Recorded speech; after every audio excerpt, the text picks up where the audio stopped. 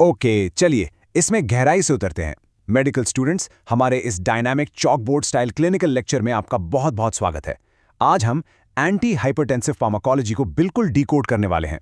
Trust me, ये सिर्फ exam पास करने के लिए नहीं है, ये वो नॉलेज है जो सच में आपके मरीजों की जान बचाएगी। तो अपना पूरा फोकस यहीं रखिए। तो फटाफट अपना एजेंडा देख लेते हैं। हम मैकेनिज्म और बेसिक इंट्रो से शुरू करेंगे, फिर केमिकल स्ट्रक्चर और फिजिकल गुण, उसके बाद स्टोरेज और सॉल्युबिलिटी, विशेष क्लिनिकल उपयोग, साइड इफेक्ट्स और कॉमन ब्रांड्स कवर करेंगे, और लास्ट में एक रैपिड फायर क्विज खेलेंगे। ये स्ट्रक्चर्ड अप्रोच आपको इन लाइफ सेविंग ड्रग्स को हमेशा के लिए याद रखने में मदद करेगी।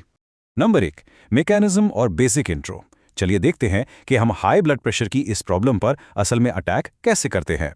देखिए, जब भी हम ब्लड प्रेशर और फ्लूइड बैलेंस की बात करते हैं तो हमारे शरीर का एक बहुत ही क्रिटिकल हार्मोन सिस्टम पिक्चर में आता है, रैस यानी रेनिन एंजियोटेंसिन एल्डोस्टेरोन सिस्टम।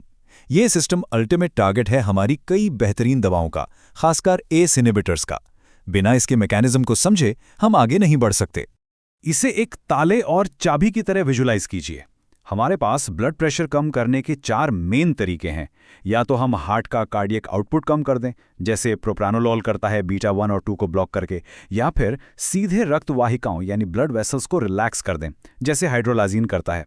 तीसरा तरीका है ब्रेन से आने वाली सिंपैथेटिक एक्टिविटी को घटाना, जिसके लिए हम मिथाइल डोपा या क्लोनिडीन जैसे सेंट्रल अल्फा 2 एगोनिस्ट देते हैं। और चौथा, सीधे रास सिस्टम को रोक देना, जो काम कैप्टोप्रिल और रैमिप्रिल करते हैं। नंबर 2, केमिकल स्ट्रक्चर और फिजिकल गुण। अब यहाँ जो सबसे दिलचस्प बात है वो ये है कि केमिस्ट्री कैसे सीधे दवा के काम करने के तरीके को बदल देती है। जरा कैप्टोप्रिल और रैमिप्रिल को कंपेयर कीजिए। कैप्टोप्रिल के पास एक सल्फाइड्रिल ग्रुप है, जिसकी वजह से ये डायरेक्ट जाकर एस एंजाइम को रोक देता है, इंस्टेंट एक्शन। लेकिन रैमिप्रिल वो एक एस्टर प्रोड्रग है, मतलब उसे पहले शरीर के अंदर जाना होगा और फिर एक्टिव फॉर्म रैमिप्रिलेट में कन्वर्ट होना होगा, तब जाकर वो अपना काम शुरू करेगा। है ना कमाल की बात? और ये बहुत ही शानदार ढंग से दर्शाता है कि कैसे हम मॉलिक्यूल्स को अलग अलग पहचान सकते हैं। बीटा ब्लॉकर प्रोप्रानोलोल को देखिए, इसकी पहचान है इसकी नैफ्थलीन रिंग और ईथर लिंकेज। वहीं क्लोनिडीन जो ब्रेन में काम करता है, उसकी पहचान बिल्कुल अलग है, एक डाइक्लोरोफेनाइल रिंग और एक इमेटाजोलिन न्यूक्लियस। सिर्फ स्ट्रक्चर ही क्यों, आप इनके फिजिकल गुणों से भी इन्हें आसानी से पहचान सकते हैं। कैप्टोप्रिल में एक बहुत ही अजीब सी सल्फर जैसी गंध होती है। हाइड्रोलाजीन को आप इसके पीले क्रिस्टल जैसे पाउडर से पहचान लेंगे। प्रोप्रानोलॉल और क्लोनिडीन का स्वाद बहुत ही कड़वा होता है। और मिथाइल डोपा ये सफेद या हल्का पीला पाउडर होता है, लेकिन हवा के संपर्क में आते ही इसका ऑक्सीडेशन हो जाता है। ये छोटे छोटे क्लूज आपको हमेशा याद रखने हैं। नंबर 3, स्टोरेज, मेल्टिंग पॉइंट और घुलनशीलता। चलिए अब अपनी लैब से निकलकर थोड़ा फार्मेसी के शेल्फ्स की तरफ चलते हैं। थर्मल स्टेबिलिटी बहुत मायने रखती है।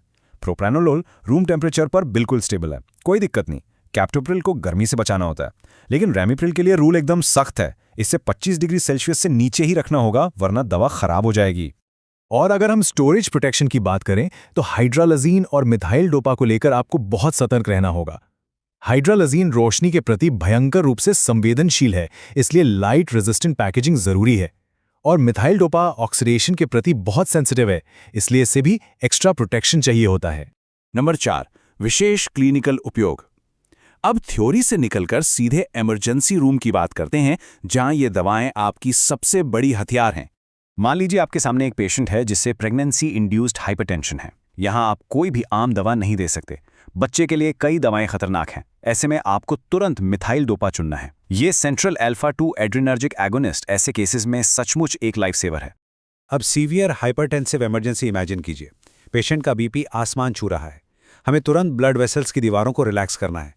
ऐसे में डायरेक्ट एक्टिंग वेसोडाइलेटर यानी हाइड्रोलाजीन आपका सबसे अच्छा दोस्त है।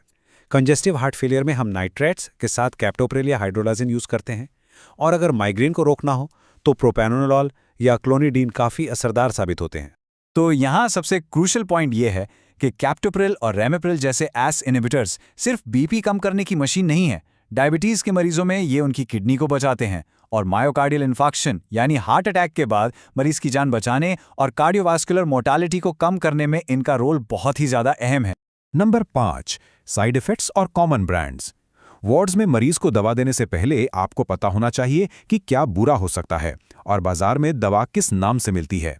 साइड इफेक्ट्स आपको मुंह जुबानी याद होने चाहिए। एस इनहिबिटर्स दे रहे हैं तो सूखी खांसी और हाइपरकैलेमिया के लिए तैयार रहिए।